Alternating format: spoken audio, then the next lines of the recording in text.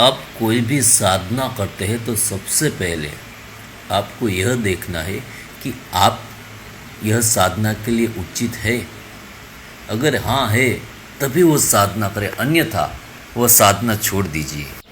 क्योंकि सभी इंसान का स्वभाव अलग अलग रहता है, उनके स्वभाव के हिसाब से उनको साधना करनी चाहिए। अगर आपका उग्र स्वभाव है, शांत स्वभाव है या सरल स्वभाव है, उनके हिसाब से आप साधना करोगे तो आपको फल मिलेगा ही मिलेगा और साधना शीघ्र सफलता आपको देगी। उतना ही नहीं पर साधना सिद्ध होगी। बिना यह जाने आप कितनी भी मेहनत कर लो, आप साधना में सफल नहीं हो सकते। साधना करने के लिए, किसी भी अनुष्ठान करने के लिए सबसे पहले आपको यह देखना है कि आप जिस देवता की साधना कर रहे हो उनका मंत्र सही है, वो साधना की विधि सही है। अगर हाँ सब कुछ सही है तभी आप यह साधना कीजिए, अन्यथा मत कीजिए।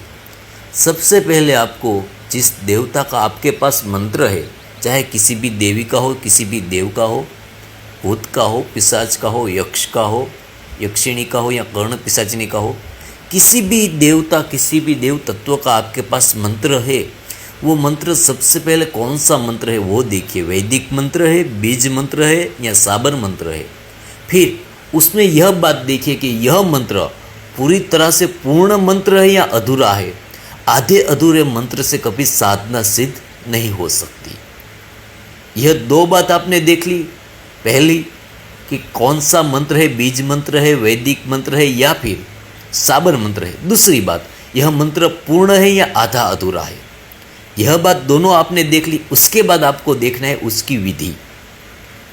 जिस देवता का मंत्र है उसके हिसाब से उस देवता की विधि होगी। आपने देखी विधि सही है कि हाँ सब कुछ सही है। उसके बाद आपको देखना है कि उस देवता के साथ किन किन देवी या देवता को पूजे जाते हैं। जब भी आप किसी भी देवी की उपासना करते हो सिवाय धूमावती के, तब प्रत्येक देवी की उनका एक भैरव रहता है। आपको उनके भैरव की पूजा पहले करनी होती है, उसके बाद आपको उस देवी की पूजा करनी है। और सबसे महत्व की बात, भैरव से भी पहले एक देव की पूजा होती है, वो है गणेश जी। गणेश जी के बहुत सारे प्रकार है, परंतु आप अनुष्ठान करते हैं, तांत्रिक उग्र साधना करते हैं तो आपको तांत्रिक गणेश की साधना करनी चाहिए। सबसे पहले आपने गणेश जी की पूजा की, उसके बाद भैरव की पूजा, उसके बाद अगर देवी की उपासना करते हो, देवी की साधना करते हो तो देवी की साधना। अगर इनकी साधना नहीं करते हैं, आप किसी देवगण की कर रहे तो फिर भैरव की उपासना करने की आपको ज़रूरत नहीं है। गणेश जी के बाद सीधा आप उस देवगण की पूजा कर सकते हैं। आपको कौन से कलर का आसन लेना है यह भी आपको जानना है।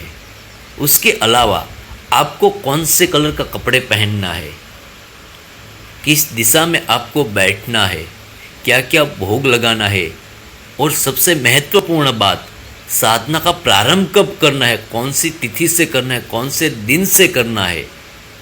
यह सब देखने के बाद अगर आप साधना करते हैं तब आप सफल हो सकते हैं। सिर्फ मंत्र दीक्षा लेने से आप सफल नहीं हो सकते हैं। मंत्र दीक्षा लेने के बाद आपको योग्य समय पे यह साधना उतने वक्त में करनी पड़ती है। वो करने के बाद आप सिद्ध होते हैं।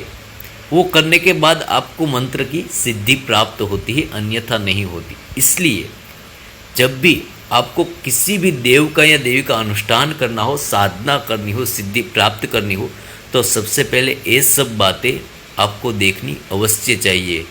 बिना यह सब बात देखे आप कितनी भी मेहनत कर लो, आप सफल नहीं हो सकते हैं।